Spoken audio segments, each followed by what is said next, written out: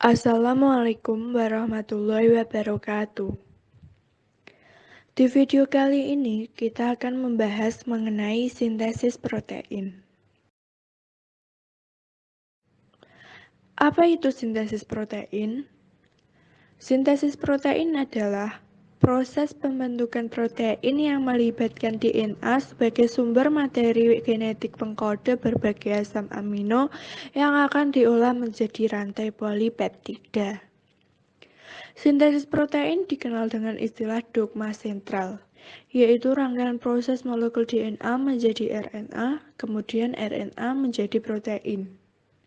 Sebelum membahas proses sintesis protein, kita akan membahas proses replikasi DNA terlebih dahulu. Proses replikasi DNA ini membutuhkan bantuan enzim helikase yang bertugas untuk melepaskan basa dan ikatan hidrogen yang terdapat pada rangkaian DNA. Saat proses replikasi berlangsung, induk DNA akan membentuk anak DNA yang memiliki bentuk sama dengan induknya.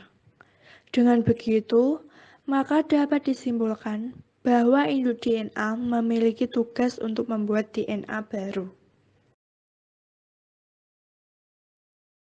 Seperti pada gambar berikut.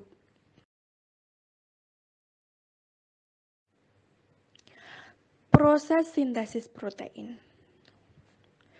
Proses sintesis protein dibagi menjadi dua tahap, yaitu 1. Tahap transkripsi, 2. Tahap translasi. Tahap pertama adalah transkripsi, yaitu proses penyalinan informasi DNA kepada mRNA. Proses ini terjadi di dalam nukleus dan dikatalisasi oleh enzim RNA polimerase. Transkripsi hanya terjadi pada satu untai rantai DNA yang mengandung kelompok gen tertentu saja.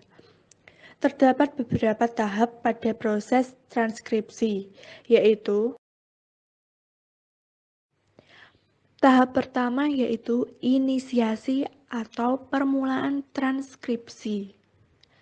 Tahapan inisiasi yaitu sebagai berikut.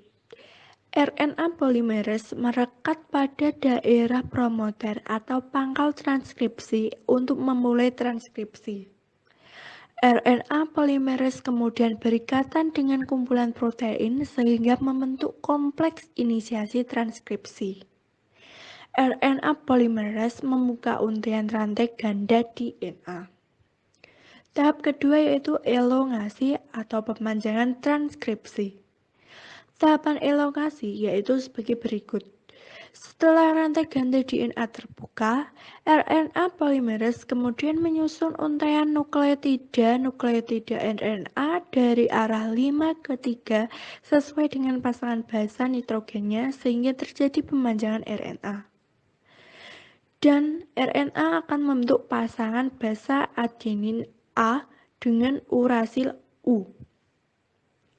Tahap ketiga yaitu terminasi atau pengakhiran transkripsi. Tahapan terminasi yaitu sebagai berikut. Terminasi terjadi pada daerah terminator. Daerah ini memiliki urutan DNA yang berfungsi untuk menghentikan proses transkripsi. Rantai DNA menjatuh kembali, kemudian RNA polimerase dan mRNA yang telah terbentuk akan terlepas dari DNA. mRNA atau messenger RNA merupakan RNA yang mengandung kode genetik codon, hasil transkripsi basa nitrogen pada DNA yang menjadi cetakan untuk menjadi urutan asam amino polipeptida yang mengkode suatu protein tertentu. Kemudian mRNA akan keluar dari inti sel melalui pori-pori nukleus dan masuk ke dalam sitosol. Tahapan kedua pada proses sintesis protein adalah translasi. Translasi adalah sintesis polipeptida dari mRNA untuk menentukan urutan-urutan asam amino yang akan membentuk suatu protein. Translasi terjadi di ribosom. Pada tahap ini, sel harus menerjemahkan kode genetik atau kodon. Kodon adalah 3 nukleotida pada urutan mRNA yang dapat diterjemahkan menjadi urutan asam amino. Urutan asam amino akan mengkode suatu protein spesifik. Terdapat beberapa tahapan pada proses translasi, yaitu 1. Inisiasi atau permulaan translasi. Ujung mRNA yang telah keluar dari nukleus akan berikatan dengan ribosom unit kecil melalui bantuan GTP dan enzim. Peristiwa tersebut disebut dengan codon inisiasi. Codon inisiasi tersebut adalah AUG atau codon AUG, memberikan sinyal untuk memulai proses translasi.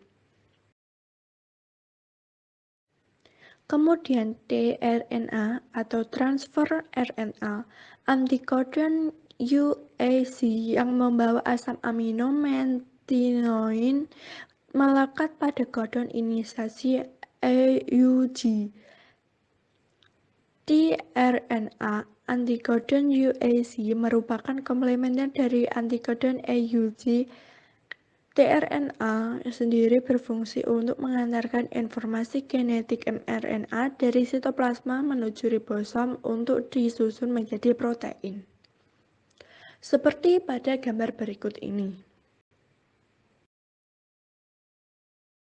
Yang kedua adalah elongasi atau pemanjangan translasi. Kondon yang dibawa oleh mRNA akan diterjemahkan satu persatu menjadi asam amino. Asam amino berikutnya akan ditambahkan satu persatu dari asam amino pertama atau metionin. Asam amino pertama atau metionin segera lepas dari ribosom, tRNA kembali ke sitoplasma untuk mengulangi fungsinya. tRNA berikutnya datang untuk berpasangan dengan kodon mRNA berikutnya. Setelah itu, masing-masing asam amino akan digabungkan oleh tRNA. Gabungan asam amino tersebut akan membentuk rantai polipeptida yang dikatalisasi oleh RNA, rRNA, ribosomal RNA. Terdapat pada ribosom subunit besar yang berfungsi sebagai enzim pembentuk ikatan peptida yang menyambungkan polipeptida antar asam amino. Seperti pada gambar berikut ini. Yang ketiga yaitu terminasi atau pengakhiran translasi. Proses translasi berakhir ketika salah satu kodon stop mRNA yaitu UAA, UAG, dan UGA melekat pada ribosom. Polipeptida atau protein yang terbentuk akan terlepas dari ribosom dan terjadi pelepasan subunit ribosom menjadi subunit besar dan kecil. Protein yang telah disintesis mengalami proses post-translasi. Pada tahap ini, protein dapat berkaitan dengan karbohidrat atau dipecah kembali menjadi beberapa polipeptida. Seperti pada gambar berikut ini.